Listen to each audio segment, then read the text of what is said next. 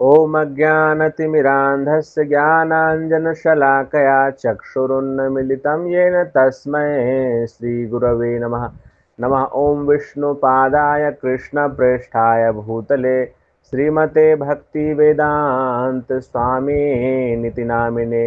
नमस्ते सरस्वती देवे गौरवाणी प्रचारिणे निर्विशेषशून्यवादी पाश्चात्यदेशतारिणे। श्री कृष्ण चैतन्य प्रभु नित्यानंद श्री अद्वैत गदाधर श्रीवासादि गौर भक्त वृंद। हरे कृष्णा कृष्णा कृष्णा हरे हरे, हरे राम हरे राम राम राम राम राम हरे हरे हरे। हरे। तो आप सबों से रिक्वेस्ट है कि म्यूट कर लें, क्योंकि रिकॉर्डिंग लाइव होता है। आज हम सब वैष्णवों के लिए एक बहुत ही महत्वपूर्ण दिन है। आज हम लोग जो सावन का पूर्णिमा है, इसमें धूमधाम से भगवान श्री बलराम जी का आविर्भाव दिवस मनाते हैं। तो भगवान श्री कृष्ण श्रीमद् भगवद गीता के अध्याय 4 के 9वें श्लोक में कहते हैं, जन्म कर्म च मे दिव्यम एवं यो वेत्ति तत्वतः त्यक्त्वा देहं पुनर्जन्म नैति माम एति सो अर्जुन। कि हे अर्जुन, मेरे जन्म और कर्म दिव्य हैं, और जो कोई भी मेरे जन्म और कर्म के विषय में तत्वतः जानता है, वो शरीर त्यागने के बाद पुनर्जन्म नहीं लेता, वह मेरे धाम को आ जाता है। तो भगवान श्री कृष्ण के जन्म और कर्म दिव्य हैं, इसको जानना, तत्वतः जानना, केवल एक प्रामाणिक गुरु के मार्गदर्शन में ही संभव है। और बलराम जी आदि गुरु हैं, प्रथम गुरु हैं, मूल जगत गुरु हैं। तो भगवान श्री कृष्ण जब सबसे पहला अपना विस्तार करते हैं, तो भगवान श्री कृष्ण बलराम जी में अपना विस्तार करते हैं। भगवान बलराम फिर आगे एक्सपेंड करके भगवान श्री कृष्ण की सारे कार्य को सिद्ध कर देते हैं। भगवान श्री कृष्ण मूल रूप से नित्य अपने गोलोक धाम में अपने नित्य सहचरों के साथ सतचित आनंदमय मूर्ति में सदैव लीला निमग्न रहते हैं, और सारे कार्य को संपन्न करने के लिए प्रथम विस्तार बलराम जी के रूप में प्रकट होते हैं। तो जगत गुरु श्रील प्रभुपाद जी से जब पूछा गया कि भगवान श्री कृष्ण और भगवान बलराम जी में क्या अंतर है, तो प्रभुपाद जी ने बताया कि Balram ji is white Krishna and Krishna is black Balram. मतलब केवल इतना ही फर्क है कि बलराम जी का जो रंग है वो बहुत ही सुंदर श्वेत वर्ण के हैं, और भगवान श्री कृष्ण दिव्य श्याम वर्ण के हैं।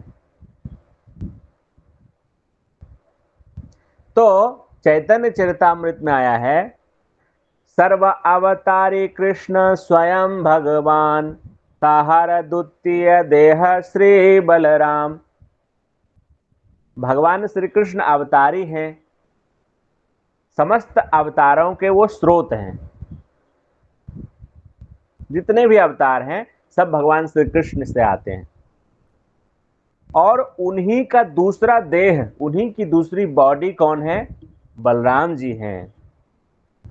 एक ही स्वरूप दोहे भिन्न मात्र काया, आद्य काया व्यूह कृष्ण लीला रस सहाया, कि भगवान श्री कृष्ण और बलराम जी में केवल रंग का भेद है। तो आप पूछ सकते हैं कि तो फिर बलराम जी की आवश्यकता क्या है, जब भगवान श्री कृष्ण में और बलराम जी में कोई भेद नहीं है, तो भगवान श्री कृष्ण ने बलराम जी में विस्तार ही क्यों किया?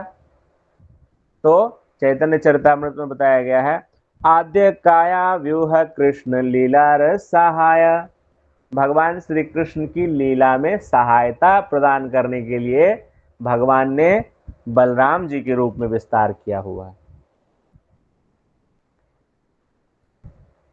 तो भगवान श्री कृष्ण जब बलराम जी में विस्तार करते हैं, फिर बलराम जी अपना विस्तार करते हैं वासुदेव, संकर्षण, अनिरुद्ध और प्रद्युम्न में। और वो संकर्षण फिर अपना विस्तार चतुर्व्यूह में करते हैं, जिस चतुर्व्यूह से जो संकर्षण होते हैं वहां से महाविष्णु प्रकट होते हैं। कारणोदक्षाई विष्णु प्रकट होते हैं, जिनके निःश्वास मात्र से, जिनके रोमकूप मात्र से अनंत अनंत कोटि ब्रह्मांड सृजित होता है। और फिर वो महाविष्णु एक्सपैंड करके गर्भोदक्षाई विष्णु बनते हैं, और गर्भोदक्षाई विष्णु फिर एक्सपैंड करके क्षीरोदक्षाई विष्णु बनते हैं। और जितने भी अवतार जो है समय समय पर संसार में दृष्टिगोचर होते हैं, वो क्षीरोदक्षाई विष्णु के अंश होते हैं। तो इस प्रकार से हम समझ सकते हैं कि भगवान श्री बलराम चंद्र जी का जो स्थान है वो कितना ऊंचा है। तो आइए हम लोग जो है सबसे पहले बलराम जी को प्रणाम करेंगे। तो मेरे पीछे पीछे आप लोग बोलिएगा, नमस्ते हलग्राम, नमस्ते हलग्राम, नमस्ते मूषलायुध, नमस्ते मूषलायुध, नमस्ते रेवती कांत, नमस्ते रेवती कांत, नमस्ते भक्तवत्सल, नमस्ते भक्तवत्सल, नमस्ते बलिनाम श्रेष्ठ, नमस्ते बलिनाम श्रेष्ठ, नमस्ते धरणीधर, नमस्ते धरणीधर, प्रलंबारे नमस्ते तु, प्रलंबारे नमस्ते तु, त्राहि मां कृष्ण पूर्वज, त्राहि मां कृष्ण पूर्वज। तो आज जो रक्षाबंधन का त्योहार मनाया जाता है, वास्तव में ये रक्षाबंधन का त्योहार क्यों मनाया जाता है? वास्तव में हम सब की रक्षा बलराम जी ही करते हैं। आदि गुरु हैं, हमारे आध्यात्मिक प्रगति की रक्षा, हमारे भक्ति की रक्षा बलराम जी ही करते हैं। इसीलिए बलराम जी के आविर्भाव तिथि पर अनादि काल से जितने भी गुरु हैं, आचार्य हैं, वो अपने शिष्य को रक्षा कवच के रूप में बलराम जी को सुमिरन करके, उनके मंत्र का जप करके जो है उनको रक्षा सूत्र बांधते थे कि आदि गुरु भगवान बलराम जी मेरे शिष्य के आध्यात्मिक प्रगति में सहायता करें, उनके भक्ति की सुरक्षा प्रदान करें। जो कि कालांतर में उन्होंने अपना अलग अलग रूप धारण कर लिया। लेकिन एक्चुअली जो रक्षा है वो हमारे आध्यात्मिक जीवन की और हमारे भक्ति की रक्षा की बात होती है, और वो सुरक्षा केवल बलराम जी प्रदान कर सकते हैं। तो भगवान श्री कृष्ण कैसे हैं? भगवान श्री कृष्ण हैं सेव्य भगवान, और बलराम जी कैसे हैं? सेवक भगवान। मतलब बलराम जी भी भगवान है, लेकिन उनका मूड क्या है? सेवा। सदैव भगवान श्री कृष्ण की सेवा। और जो कोई भी उनके संपर्क में आएगा उनको भी वो भगवान श्री कृष्ण की सेवा में निमग्न कर देंगे। तो जैसे हम देखते हैं कि जब भगवान श्री रामचंद्र जी के रूप में आते हैं तो बलराम जी लक्ष्मण जी के रूप में आ जाते हैं। जब भगवान श्री कृष्ण के रूप में आते हैं तो स्वयं बलराम जी के रूप में आ जाते हैं। जब भगवान चैतन्य महाप्रभु के रूप में आते हैं तो भगवान नित्यानंद प्रभु के रूप में आ जाते हैं। तो सदैव भगवान के साथ रहते हैं। और भक्ति के जो 5 रस हैं वो पांचों रस में एकमात्र बलराम जी हैं जो भगवान को पांचों रस में सेवा प्रदान करते हैं। भक्ति के 5 रस कौन कौन से हैं?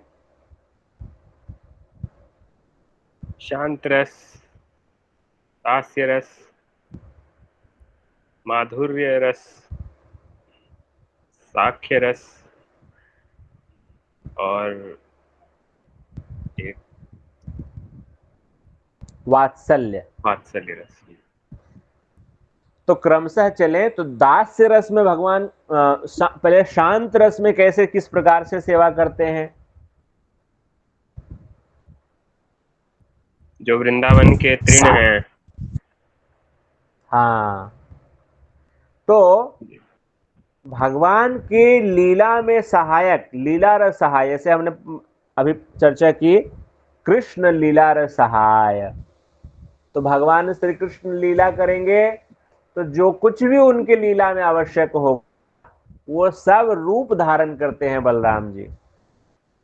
भगवान का धाम हो, भगवान के वस्त्र हो, भगवान की सैया हो, भगवान की पादुका हो, भगवान की पीतांबरी हो, प्रत्येक वस्तु क्या है? बलराम जी का विस्तार है। हम जो मृदंग प्ले करते हैं, हारमोनियम प्ले करते हैं, करताल प्ले करते हैं, यह सब बलराम जी का स्वरूप है। तो ये सब शांत रस में भगवान की सेवा करते हैं, भगवान को आनंद प्रदान करते हैं। अब आइए दास्य रस। तो बलराम जी जब भगवान श्री कृष्ण वृंदावन के कुंजों में, लताओं में, पताओं में गैया को लेकर के प्रवेश करते हैं चराने के लिए, तो वहां की मंद सुगंधित समीर जब वहां बहती है और भगवान अपने ग्वाल बालों के साथ सुंदर सुंदर क्रीड़ाएं करते हैं तो भगवान थक जाते हैं। उनके नन्हे नन्हे कोमल कोमल जो पांव हैं, चरण हैं, वो थक जाते हैं। तो भगवान श्री कृष्ण अपने जो ग्वाल बाल हैं उनके गोद में अपना सिर रख करके नरम नरम वृंदावन के घास के ऊपर लेट जाया करते हैं। और उस वक्त बलराम जी भगवान श्री कृष्ण को पंखा झलते हैं, उनके चरण को दबाते हैं, उनकी अलग अलग प्रकार से सेवा करते हैं। तो इस प्रकार से छक के भगवान श्री कृष्ण के दास्य रस का भी बलराम जी पान करते हैं। अब आइए सख्य रस। तो भगवान श्री कृष्ण के साथ गैया चराना, भगवान श्री कृष्ण के साथ मिलजुल करके वनभोज लीला में अलग अलग प्रकार के व्यंजनों का आस्वादन करना, यमुना में तैरना, ग्वाल वालों के साथ छेड़खानी करना, गेंद से खेलना, कभी मोर की एक्टिंग करना, कभी अलग अलग हंस हैं, चातक हैं, भारद्वाज हैं, कोयल हैं, ऐसे पक्षियों की आवाज निकालना और एक दूसरे का मनोरंजन करना। वृंदावन के वनों में कभी कोई छुप के कोयल की आवाज निकालते हैं, तो उधर से भगवान श्री कृष्ण जो है कोयल की आवाज निकालते हैं,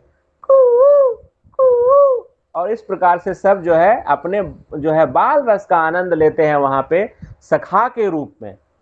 कभी कृष्ण के कंधे पे चढ़ जाते हैं, कभी कृष्ण जो है दाऊ के कंधे पे चढ़ जाते हैं। इस प्रकार से उन्होंने अपने पौगंड अवस्था में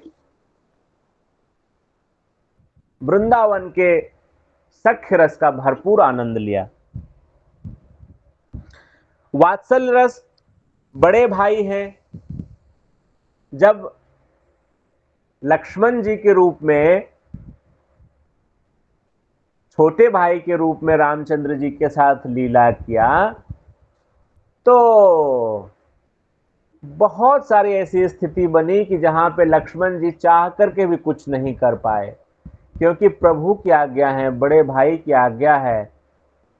जैसे प्रभु श्री रामचंद्र जी ने कहा कि अनुज लक्ष्मण सीता को वन में छोड़ के आइए। हाय, लक्ष्मण जी ये नहीं कर सकते हैं, लेकिन फिर भी करना पड़ता है क्योंकि बड़े भाई का आदेश है।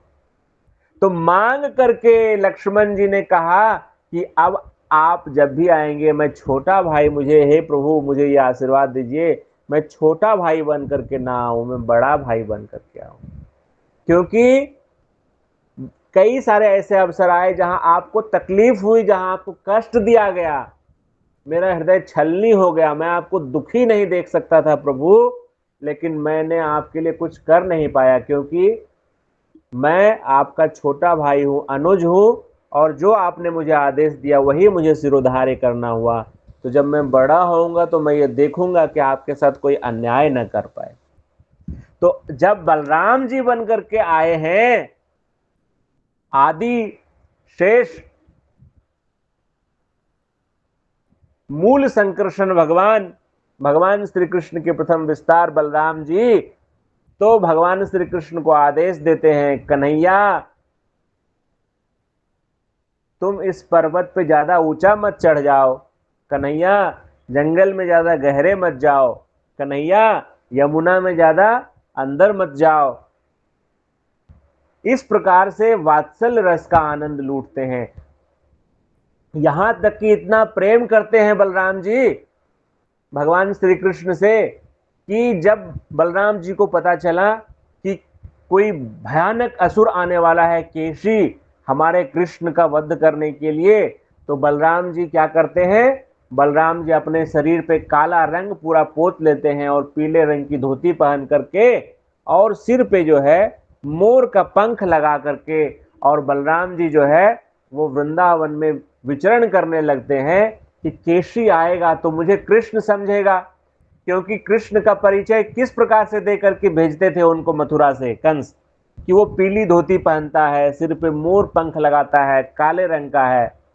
तो बलराम जी का ये भाव देखिए कि वो उनको ये अपने प्रभु के लिए चिंता है कि कहीं कोई असुर मेरे कृष्ण का अमंगल न कर दे।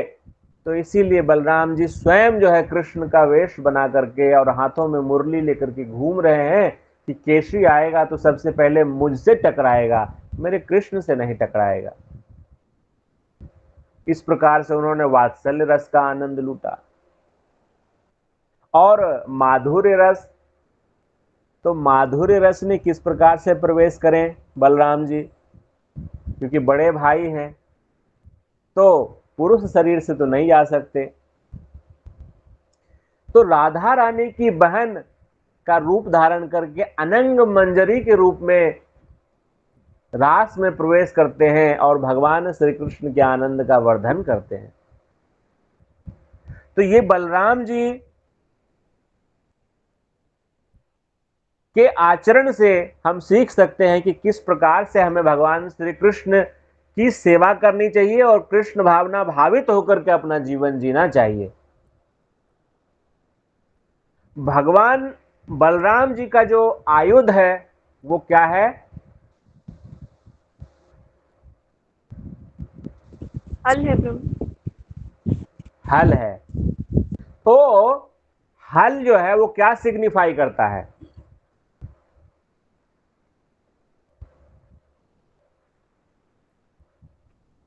खेत को जो जोतते हैं हल से प्रभु, भूमि को जोतना ताकि उसमें बीज लगा सके। हाँ, यस। तो यहां पे क्या शिक्षा दे रहे हैं? हम उससे क्या सीख सकते हैं हल से?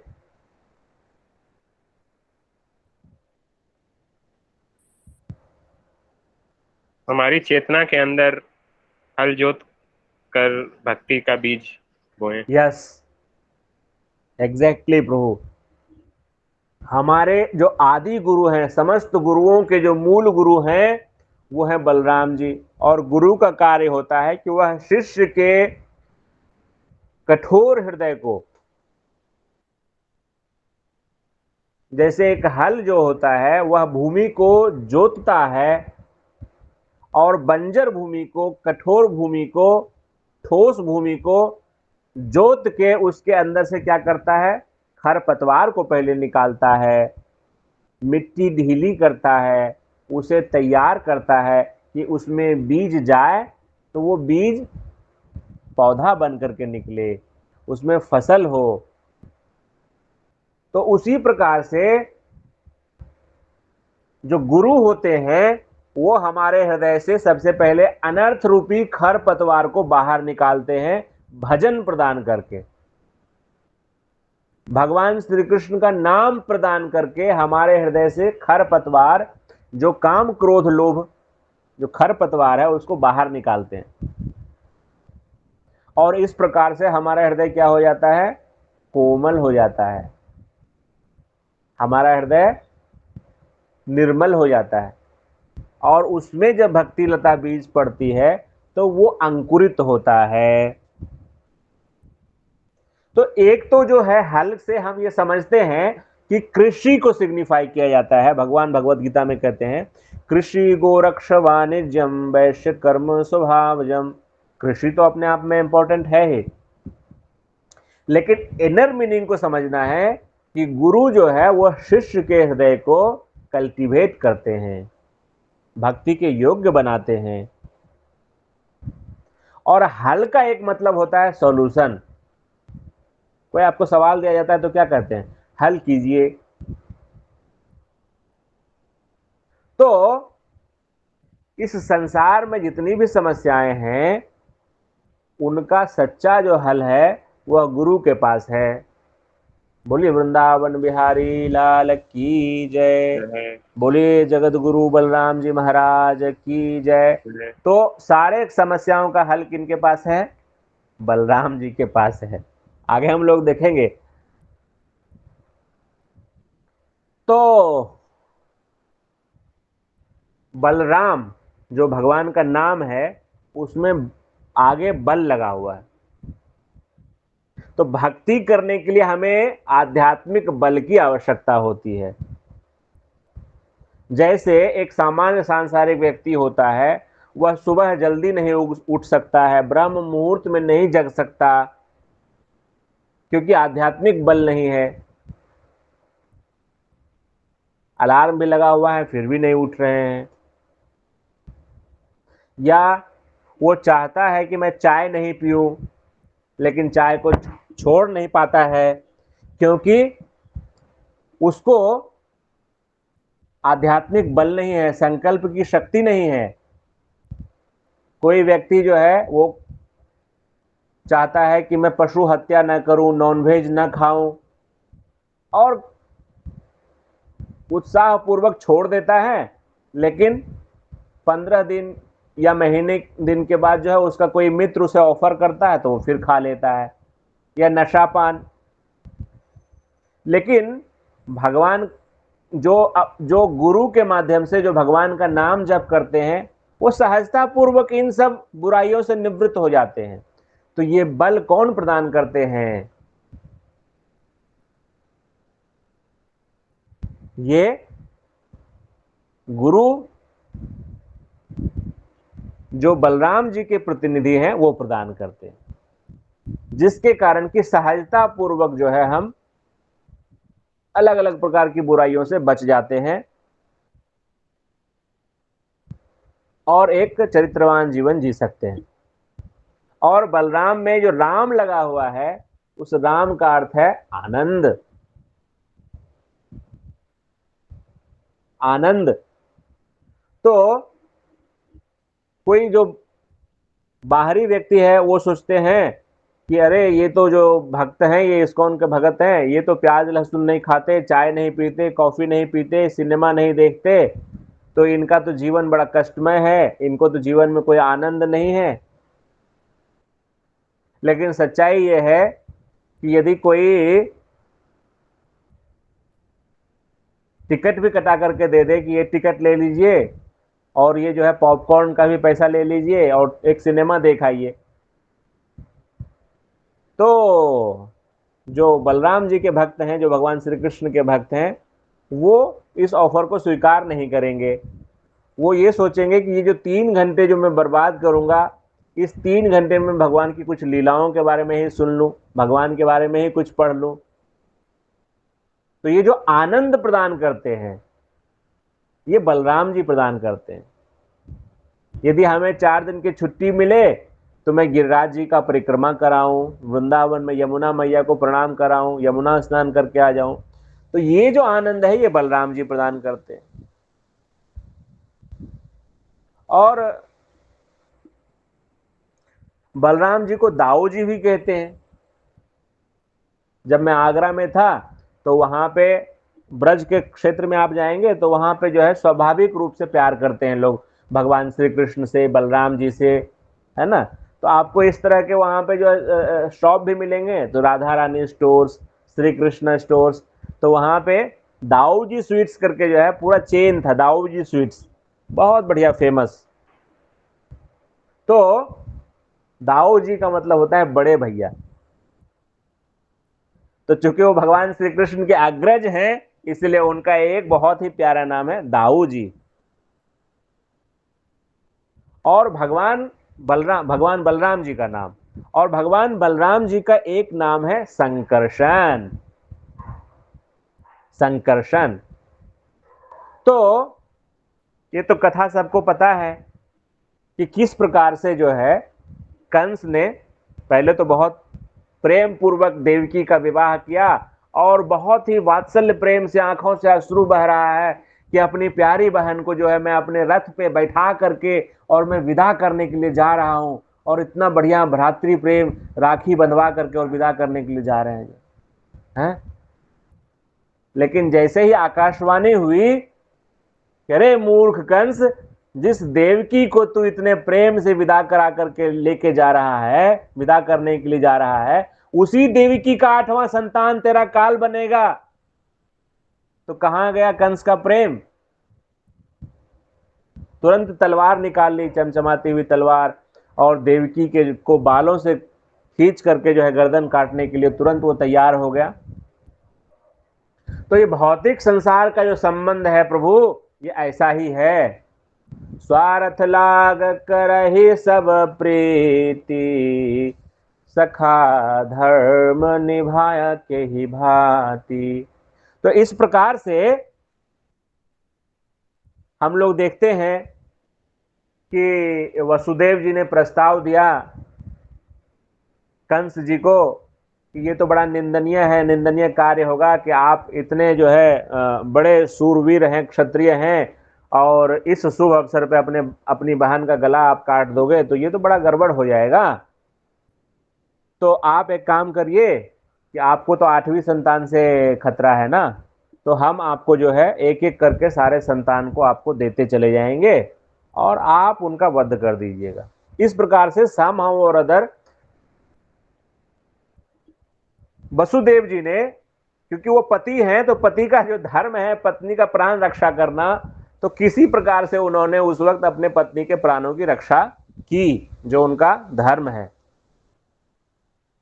तो इस प्रकार से एक एक करके जो है 6 पुत्रों को कंस ने देवकी की आंखों के सामने पत्थर की शिला पे पटक करके और मार दिया।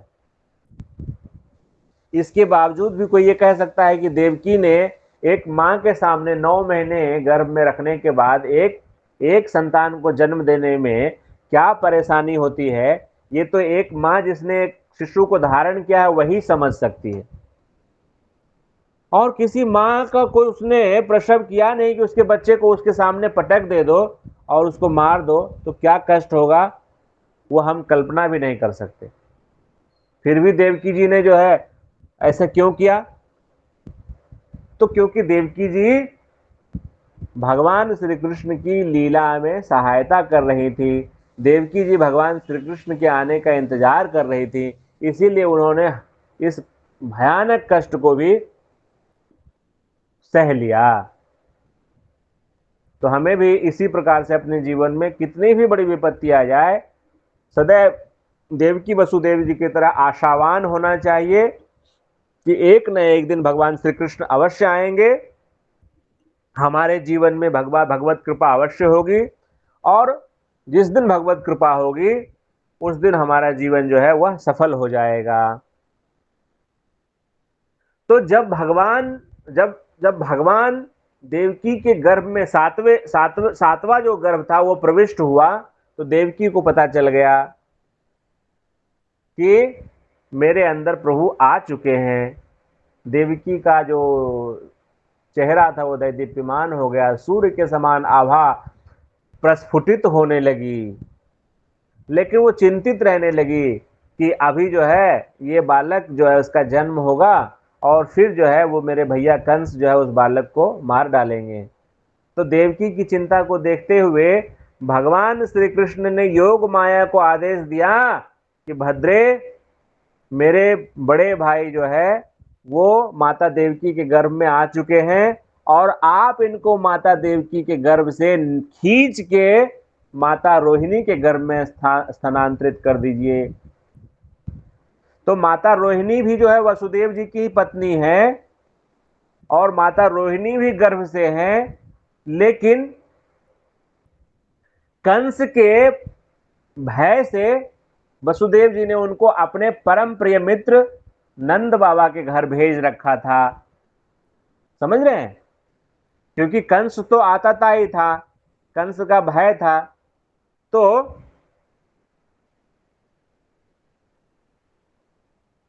योग माया ने भगवान श्री कृष्ण के आदेश से बलराम जी को माता देवकी के गर्भ से खींच करके और माता रोहिणी के गर्भ में स्थानांतरित कर दिया।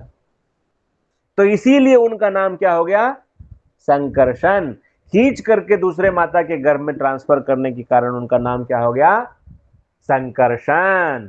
और संकर्षण का एक और अर्थ होता है आकर्षण, गुरुत्वाकर्षण, ग्रेविटेशन। तो भगवान बलराम जी की ही शक्ति है, एक शक्ति है गुरुत्वाकर्षण, जिसके कारण कि समस्त जो है अंतरिक्ष के जितने भी स्टार्स हैं, प्लैनेट्स हैं, सोलर सिस्टम है, वह सब स्थिर हैं। बलराम जी एक क्षण के लिए इसको हटा लें तो सब अनंत में विलीन हो जाएगा। होगा कि नहीं होगा? समझ रहे हैं? तो इस प्रकार से बलराम जी अपनी शक्ति से इस पूरे अंतरिक्ष को धारण किए हुए हैं। तो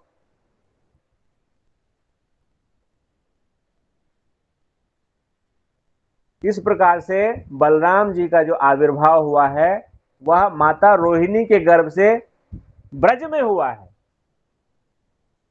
गोकुल में हुआ है, नंद बाबा के यहां हुआ है।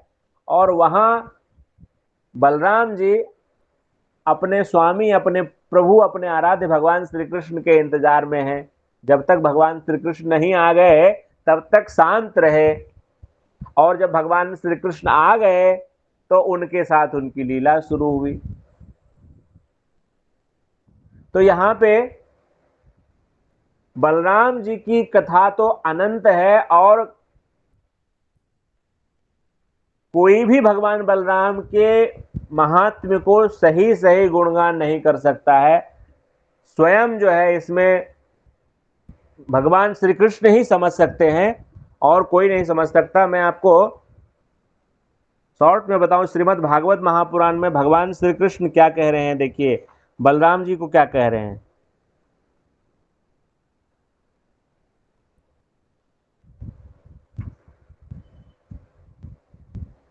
भगवान श्री कृष्ण कह रहे हैं, हे भ्राता, आप हम सबसे श्रेष्ठ हैं और देवता आपके चरण कमलों की पूजा करते हैं। आप देखते नहीं कि ये फलों तथा फूलों से लदे वृक्ष आपके चरण कमलों की पूजा करने के लिए नीचे झुके हैं? ऐसा प्रतीत होता है कि वृक्षों का रूप धारण करने के कारण ये अंधकार से निकलने का प्रयास कर रहे हैं। वस्तुतः वृंदावन की भूमि में उत्पन्न वृक्ष सामान्य जीव नहीं है। अपने पूर्व जन्मों में निर्गुण दृष्टिकोण रखने के कारण उन्हें इस जड़ जीवन में रहना पड़ रहा है, किंतु अब इन्हें वृंदावन में आपके दर्शन का अवसर प्राप्त हुआ है और अब वे आपके सानिध्य के द्वारा आध्यात्मिक जीवन में आगे बढ़ने के लिए प्रार्थना कर रहे हैं। सामान्यतया तमोगुणी जीव वृक्ष का शरीर ग्रहण करते हैं। निर्विशेषवादी चिंतक उसी तमोगुण में रहते हैं, किंतु आपकी उपस्थिति का पूरा पूरा लाभ उठाकर वे उसे समूल नष्ट कर देते हैं। मेरे विचारों से जो भौरे आपके चारों ओर गुनगुना रहे हैं वे पूर्व जन्म में आपके भक्त रहे होंगे। वे आपका साथ नहीं छोड़ना चाहते, क्योंकि आपसे बेहतर तथा अधिक वत्सल स्वामी और कौन हो सकता है। आप परम तथा आदि भगवान हैं और ये भौरे हर क्षण गुनगुनाकर आपके यश को फैलाने का प्रयत्न कर रहे हैं। मेरे विचार से इनमें से कुछ अवश्य ही महान ऋषि तथा आपके भक्त होंगे और उन्होंने भौरों के रूप में अपना वेश छुपा रखा है, क्योंकि वे एक क्षण भी आपका साथ छोड़ने को तैयार नहीं हैं। हे भ्राता, आप परम पूज्य ईश्वर हैं। जरा देखो तो किस तरह ये मोर आनंद विभोर होकर आपके समक्ष नाच रहे हैं। सारे मृग जिनका आचरण गोपियों के समान है, आपका उसी प्रेम के साथ स्वागत कर रहे हैं और इस जंगल में रहने वाली कोयलें आपका अत्यंत हर्ष तथा मधुर ध्वनि के साथ स्वागत कर रही हैं, क्योंकि वे सोचती हैं कि उनके घरों में आपका प्राकट्य अत्यंत मंगलकारी है। यद्यपि वे सब पशु तथा वृक्ष हैं, तो भी ये वृंदावनवासी आपका गुणगान कर रहे हैं। वे आपका स्वागत अपने सामर्थ्य भर करने को तैयार हैं। जिस प्रकार महात्मागण अपने घर पर अन्य महापुरुष का स्वागत करते हैं। जहाँ तक यह भूमि का प्रश्न है, वह अत्यंत पवित्र तथा भाग्यशाली है, क्योंकि इसके शरीर पर आपके चरण कमलों के पद चिन्ह बने हुए हैं। इन वृंदावन वासियों के लिए स्वाभाविक ही है कि आप जैसे महापुरुष का यह स्वागत करें। जड़ी बूटियां, लताएं तथा वृक्ष भी आपके पाद पद्मों का स्पर्श पाकर धन्य है, और ये छोटे छोटे पौधे अपनी टहनियों से आपकी अंगुलियों के नख द्वारा छुए जाने के कारण कृतकृत्य हो गए हैं। पर्वत तथा नदियां भी अपने को धन्य मानती है, क्योंकि आप उनकी ओर देख रहे हैं। इन सब से ऊपर ये ब्रज की गोपियां हैं, जिनके सौंदर्य से मोहित होकर आप अपनी विशाल भुजाओं से उनका आलिंगन करते हैं। तो इस प्रकार से भगवान श्री कृष्ण जो है बलराम जी की स्तुति कर रहे हैं, और जो है भगवान श्री कृष्ण, बलराम जी और उनके जितने भी सखा हैं, बाल गोपाल, वो वृंदावन में विहार कर रहे हैं। तो कई सारे असुरों का भगवान श्री कृष्ण ने वध किया। खेल खेल में बाल्यावस्था से शुरू कर दिया। जब भगवान श्री कृष्ण पालने में थे उस वक्त से ही शुरू कर दिया। जैसे छकड़ासुर का वध किया, पूतना का वध किया, इसी प्रकार से बलराम जी ने भी कई असुरों का वध किया है। तो उसमें से जो है हम लोग दो असुर जो है उसके वध का हम लोग यहाँ पे चर्चा करेंगे। बहुत शॉर्ट में चर्चा करेंगे और समझने का प्रयास करेंगे कि ये दो असुर का वध जो है बलराम जी ने किया है, इसके पीछे क्या मैसेज है। तो एक असुर है, उसका नाम है धेनुकासुर। धेनुकासुर का नाम सुना है आप लोगों ने? कितने लोगों ने सुना है? नहीं सुना। सुना है प्रभु। हाँ, यस यस यस। तो धेनुकासुर जो है एक बड़ा भारी असुर है, जो गधे के रूप में जो है वो वृंदावन के समीप एक तालवन है, तालवन, जहां पे ताल वृक्ष है, उस वन में रहता है। और वो वन जो है वो कंस के द्वारा संरक्षित है। तो वो धेनुकासुर जो है वो कंस का भी जो है एक तरह से समझ लीजिए कि उसका एजेंट है, प्रहरी समझ लीजिए आप। और वो इतना भारी जो है वो दुष्ट है, आताताई है कि इसके भय से, धेनुकासुर के भय से किसी की हिम्मत नहीं है कि वो तालवन में प्रवेश करे। मतलब कहां तक कहें आप, चौपाया पशु की तो बात छोड़ दीजिए, इवन कि पक्षी भी घोंसला बना करके उस वन में नहीं रहते थे। आप समझ सकते हैं। और ये जो ताल वृक्ष का जो फल है उसका वर्णन जो श्रीमद् भागवत महापुराण में आया है कि वो एक बहुत ही स्वादिष्ट, मीठा, रसीला फल है जिसकी की सुगंधी बहुत दूर तक फैलती है। तो सब जो है बाल गोपाल चर्चा कर रहे हैं और भगवान श्री कृष्ण और बलराम जी की स्तुति कर रहे हैं और कह रहे हैं कि हे प्रभु, आपने तो बड़े बड़े असुरों का वध कर दिया है और एक मुष्टिक मात्र के प्रहार से जो है आपने कितनों को यमलोक भेज दिया है। यहाँ पास में ही ताल वन है जहाँ पे कि बहुत सुंदर जो है मीठे मीठे फल होते हैं, हमने सुना है, लेकिन हम लोगों के भाग्य में कहाँ है कि हम चख पाएं, हम उन फल को ले पाएं। हम तो बस उनका सुगंध ले सकते हैं। तो यदि आपकी कृपा हो तो हम लोग ताल वन में चलें और जो है आप धेनुकासुर का वध करिए। तो भगवान श्री कृष्ण और बलराम जी कहे कि हाँ हाँ चलिए, नेकी और पूछ पूछ। और भगवान श्री कृष्ण और बलराम जी जो है वो ताल वन में प्रवेश करते हैं। और ताल वन में प्रवेश करने के बाद बलराम जी जो है सबसे हिष्ट पुष्ट जो वहां ताल वृक्ष है, जो जिसमें कि बहुत अत्यधिक मात्रा में पके पके जो है फल हैं, उसको हिला देते हैं। जब बलराम जी हिलाते हैं तो उससे खूब सारा जो है वो फल गिरता है और नीचे ढाप ढूप पूरा आवाज होता है और सब बाल ग्वाल जो है वो मजे से लेकर के जो है उसको खाने लगते हैं। तो इधर जो है वो दुष्ट धेनुकासुर वो ध्वनि सुन करके वो दौड़ के आता है उधर, और दौड़ के आता है और अपना विकराल रूप धारण करके, और पीछे जो है वो गधे के रूप में है, तो पीछे के दोनों पैर से जो है दुलत्ती मारता है बलराम जी। तो पहले तो बलराम जी इग्नोर करते हैं, लेकिन जो बार बार दुलत्ती मारता है बलराम जी के हृदय पे, तो बलराम जी क्या करते हैं कि वो धेनुकासुर के पीछे वाले एक पैर को पकड़ करके और बहुत तेजी से गोल गोल घुमाते हैं, जो है ना, बहुत तेजी से गोल गोल घुमाते हैं और उसको उठा करके फेंक देते हैं, जैसे जेवलिन थ्रो करते हैं वैसे फेंक देते हैं, और एक सबसे ऊंचे ताल वृक्ष पे जाकर के वो टकराता है। और उसके टकराने से वो ताल वृक्ष भी जो है जड़ से उखड़ करके गिर जाता है। और जब वो ताल वृक्ष गिरता है तो और भी ताल वृक्ष जो है वो गिर जाते हैं, और इस प्रकार से कई ताल वृक्ष गिर जाते हैं और फल वहां पे बिखर जाते हैं। और धेनुकासुर तो जो है वो पहले ही परलोक सिधार गया था। जब पूरे वेग से भगवान ने घुमाया बलराम जी ने, तो उसी वक्त वो मर गया था। और इस प्रकार से जब धेनुकासुर का वध होता है तो उसके जितने भी मित्र होते हैं असुर, वो सब वहां पे आते हैं और सबको जो भगवान श्री कृष्ण और बलराम जी घुमा घुमा करके जो है फेंक देते हैं।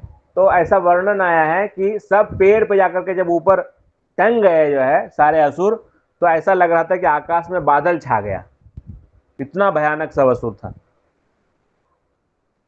तो यहां पे आचार्य बताते हैं कि ये धेनुकासुर एक्चुअली है कौन। वो तो भगवान श्री कृष्ण की लीला में असुर है, लेकिन हम अपने प्रैक्टिकल जीवन में धेनुकासुर को कैसे समझे।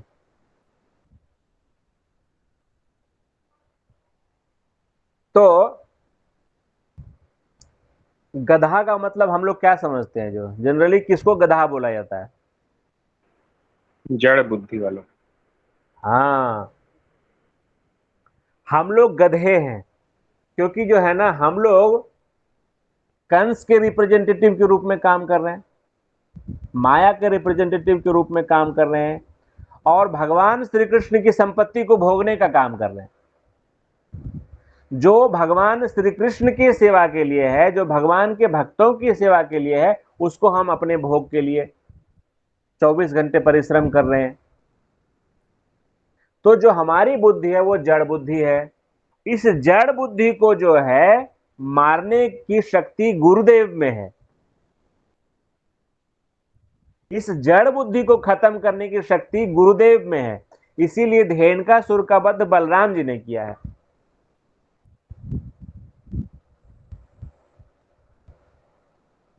इसी प्रकार से एक असुर है प्रलंबासुर। प्रलंबासुर, प्रलंब, प्रलंब।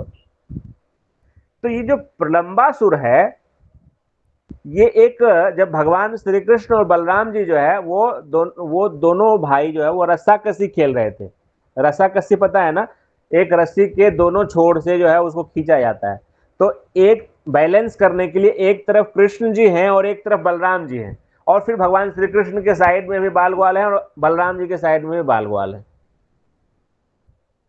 दोनों तरफ कृष्ण, एक ही तरफ कृष्ण बलराम आ जाएंगे तो फिर तो गेम हो ही नहीं पाएगा ना। तो एक तरफ कृष्ण जी हैं और एक तरफ उनकी पार्टी, और एक तरफ बलराम जी और एक तरफ उनकी पार्टी। उसी में प्रलंबासुर जो है वो वेश बदल करके एक बालक के रूप में आ जाता है और कहता है कि मुझे भी खेलना है। तो वो जो है भगवान श्री कृष्ण की तरफ चला जाता है। भगवान श्री कृष्ण की तरफ चला जाता है रस्सी खींचने के लिए। तो इसमें जो है प्रलंबासुर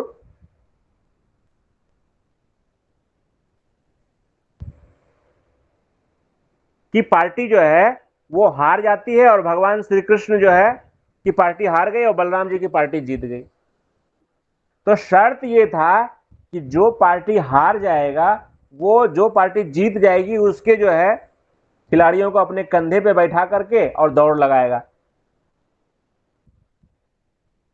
तो प्रलंबासुर जो है उनके कंधे पे कौन बैठे? बलराम जी। प्रलंबासुर के कंधे पे बलराम जी बैठे, और प्रलंबासुर जो है वो अग्नि दैत्य जो थे उससे मीटिंग करके आए थे कि मैं कृष्ण और बलराम को लेकर के जंगल की तरफ आऊंगा और आप जो है उस जंगल में आग लगा देना और हम उनको जला करके वहीं मार डालेंगे। तो ये प्रलंबासुर जो है बलराम जी को अपने कंधे पे बैठा करके और जंगल की तरफ भागता है। तो बलराम जी कहते हैं, अरे प्रलंब रुक जाओ, बात तो यमुना जी तक जाने की हुई थी, तुम वन में मुझे लेकर के क्यों जा रहे हो? तो प्रलंब जो है वो अपना विशाल काय पहाड़ की तरह उसका जो है रूप वो असली रूप में प्रकट हो जाता है और भगवान को कहता है, हा हा हा हा हा हा, मैं प्रलंबासुर हूं और मैं तुम्हारा वध करने के लिए आया हूं। तो बलराम जी तो बलराम जी हैं, वो कंधे पे बैठे हुए थे ही, उन्होंने जो है ऊपर से उनका टेटुआ जो है दबा दिया और एक मुष्टि के ऊपर से मारा और प्रलंबासुर जो है धराशायी होकर के खत्म हो गया। तो यहां पे ये समझना होगा कि प्रलंबासुर कौन है। तो प्रलंबासुर जो है वो हमारे अंदर जो है कामना, जो हमारे अंदर जो कामना है और जो हमारे अंदर लोभ है उसको रिप्रेजेंट करता है। और ये जो हमारे अंदर जो लस्टी डिजायर्स हैं और जो हमारे अंदर ग्रीड हैं वो हमको लेकर के जाते हैं किधर की तरफ? आग की तरफ लेकर के जाते हैं। मंगल आरती गाते हैं तो हम लोग क्या गाते हैं सबसे पहले? संसार दावानल लिढलोक त्राणाय कारुण्या घना घना त्वां प्राप्तस्य कल्याण गुणार्णवस्य वंदे गुरु श्री चरणारविंदाम। तो ये संसार कैसा है? ये जंगल के आग की तरह है। और आग किस चीज की लगी है? लस्टी डिजायर्स, ग्रीड, है ना, एंगर, इसी की आग लगी हुई है। हर आदमी जो है अंधेरे में दौड़ रहा है, वो जान रहा है कि वो मर्त्य प्राणी है, कुछ भी लेकर के नहीं जाएगा, फिर भी दौड़ रहा है। तो इसी प्रकार से प्रलंब भी दौड़ लगा रहा है। तो इस अग्नि से जलने में कौन हमारी सहायता कर सकते हैं? हमारे गुरुदेव हमारी सहायता कर सकते हैं। जब वो अपने करुणा की झमाझम बारिश करेंगे, तब ये हमारे अंदर का जो अग्नि है उसका शमन होगा। तो यहाँ पे बलराम जी ने प्रलंब का वध करके ये दिखाया है कि बिना गुरु के सहायता, बिना गुरु की सहायता के हम दावाग्नि से नहीं बच सकते हैं। तो इस प्रकार से भगवान ने प्रलंब का भी उद्धार किया, भगवान बलराम जी ने। और भगवान बलराम जी कौरवों और पांडवों से समान रूप से प्यार करते थे। या यूं कहें कि दुर्योधन से थोड़ा ज्यादा प्यार करते थे, तो भी गलत नहीं होगा, क्योंकि दुर्योधन उनके शिष्य थे। दुर्योधन को गदा जो है बलराम जी ने सिखाई थी। तो जब ये महाभारत कुरुक्षेत्र का युद्ध ठहरा, तो बलराम जी जो है वो किसी के पक्ष में युद्ध नहीं करना चाहते थे। उनका ये विचार था कि मैं किसी के पक्ष में युद्ध नहीं करूंगा, क्योंकि दोनों तो हमारे भाई ही हैं, दोनों हमारे संबंधी हैं। दुर्योधन की तरफ से युद्ध नहीं कर सकते थे क्योंकि भगवान श्री कृष्ण नहीं अलाउ करेंगे। तो उनको ये लगा कि मेरा द्वारिका में रहना ठीक नहीं है, क्योंकि यदि मैं द्वारिका में रहूंगा तो युधिष्ठिर महाराज भी आ सकते हैं और दुर्योधन भी आ सकता है। तो बलराम जी महाराज ने बड़ा अच्छा विचार किया और वो क्या किए, तीर्थ करने के लिए निकल गए। जब महाभारत का युद्ध शुरू होने वाला था, तो दाऊ जी महाराज तीर्थ करने के लिए निकल गए। जमुना जी, गंगा जी, प्रभास क्षेत्र, इलाहाबाद, सब जगह घूमने के लिए निकल गए जो। तो घूमते घूमते जो है बलराम जी पहुंचे नैमिषारण्य। और नैमिषारण्य में क्या हो रहा था कि हजारों हजार जो है ऋषि महात्मा वहां पे इकट्ठे होकर के और कलयुग के प्राणी का उद्धार कैसे हो इसके लिए यज्ञ कर रहे थे। और वो यज्ञ ठहरा था 1000 वर्ष के लिए। 1000 वर्ष के लिए जो है वो यज्ञ निर्धारित किया गया था, कंटिन्यूअस। तो उस यज्ञ को करने के लिए रोमहर्षण सूत को विशेष रूप से जो है पुराणों की कथा करने के लिए व्यास पीठ पर उनको सारे महात्माओं ने, ब्राह्मणों ने आशीर्वाद दे करके कि 1000 वर्ष तक न वो बीमार पड़ेंगे, न उनको भूख लगेगा, न उनको व्याधि होगी, न वो मरेंगे। इस प्रकार से उनको बिठाया व्यास पीठ पे और रोमहर्षण सूत कथा सुनाते थे। तो वही नैमिषारण्य में भगवान बलराम जी का प्रवेश हुआ। और जब भगवान बलराम जी प्रवेश किए तो सारे महात्मा, सारे वहां पे जितने भी संत थे, ब्राह्मण थे, सब लोग उनके सम्मान में खड़े हो गए। लेकिन रोमहर्षण सूत ने भगवान बलराम को इग्नोर किया। रोमहर्षण सूत को यह लगा कि मैं व्यास पीठ पे बैठा हूं, तो उन्होंने जो है बलराम जी को इग्नोर किया। तो बलराम जी ने क्या किया, बलराम जी जो है उन्होंने सोचा कि ये तो पाखंडी है, जो कथा सुना रहे हैं वो तो मेरी ही कथा सुना रहे हैं, भगवान की तो कथा सुना रहे हैं और भगवान का ही अनादर कर दे। ऐसे बहुत सारे आपको पोंगी गुरु मिलेंगे जो अपने बारे में तो बहुत बताएंगे लेकिन भगवान के बारे में नहीं बताएंगे। ऐसे ढोंगी पोंगी मिलेंगे जो है। तो बलराम जी ने सोचा कि ये तो गलत परंपरा हो जाएगी। फिर बलराम जी ने, चूंकि वो यज्ञ स्थली था, तो उन्होंने किसी प्रकार के अस्त्र शस्त्र का आह्वान नहीं किया। एक छोटे से कुश के घास के तिनके को उन्होंने लिया और उससे ही जो है एक घास के तिनके से उन्होंने रोमहर्षण सूत को टच किया और रोमहर्षण सूत जो है उसका वहीं वध हो गया। बोलिए बलराम जी भगवान की जय। अब तो हाहाकार मच गया, सारे जो ब्राह्मण थे वो सब घबरा गए। बलराम जी महाराज को सब घेर करके बोलने लगे कि हे भगवान, आपने ये क्या किया? हमने सबने इनको आशीर्वाद दिया था, हमने इनको चिरंजीवी बनाया था और इनसे जो है 1000 वर्ष तक यज्ञ चलने वाला था, और आपने रोमहर्षण सूत का ही वध कर दिया। हमने इसको जो है 1000 वर्ष की आयु दी थी और आपने इसको अभी के अभी खत्म कर दिया आपने जो है, तो ये तो ब्रह्म हत्या हो गया, अब क्या करें? तो बलराम जी कहे कि आप जैसा बताइए, हम प्रायश्चित करने के लिए तैयार हैं। हमारा ये विचार था, अब आप कह रहे हैं कि ब्रह्म हत्या हो गया, तो आप बताइए मैं क्या करूं? आप कहिए तो मैं जीवित कर दूं, आप कहिए तो मैं 1000 की जगह इसको 2000 वर्ष का आयु प्रदान कर दूं। तो सभी ब्राह्मणों ने कहा कि नहीं नहीं प्रभु, आप भगवान हैं, आप जो करते हैं सब ठीक है, लेकिन जो है ये यज्ञ तो पूरा होना चाहिए, इसीलिए जो है आप ही इसके लिए कोई रास्ता निकालिए। तो बलराम जी ने जो है बहुत सुंदर युक्ति निकाली। बलराम जी ने कहा कि पुत्र जो होता है, शास्त्र में बताया कि पुत्र जो है पिता का प्रतिनिधि होता है। तो रोमहर्षण सूत का जो बेटा है उग्र सर्वासूत,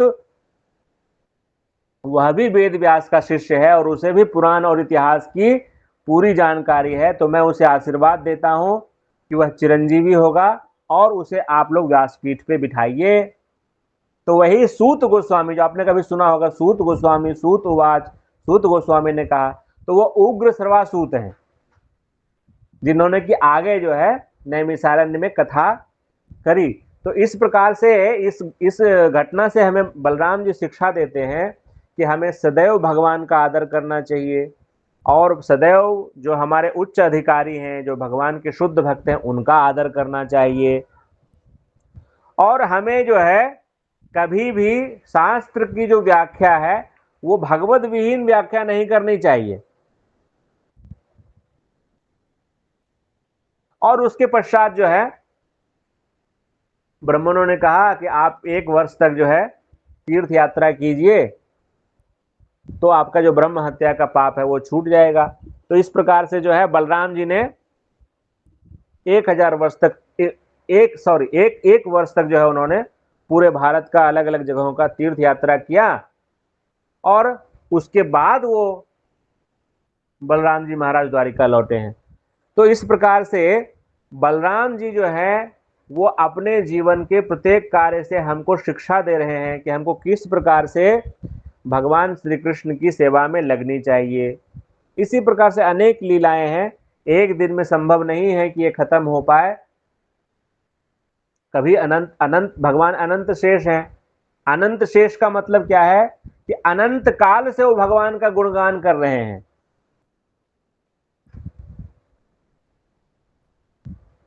और कुछ भी शेष नहीं है, उनकी सेवा में कुछ भी शेष नहीं है, इतनी परफेक्ट सेवा करते हैं भगवान की। तो हम आज के दिन जो है भगवान बलराम से प्रार्थना करते हैं कि भगवान बलराम जी जो हैं वो अपने हल से हमारे हृदय को भी जो है निर्मल करें, जिससे कि भक्ति लता बीज इसमें जो है अच्छे तरह से पनपे, अच्छे तरह से फले फूले और हमारा जो भगवान श्री कृष्ण के श्री चरणों के प्रति प्रेम है वह प्रगाढ़ हो पाए, फल पाए और इसके अंदर कृष्ण प्रेम का फल उदित हो।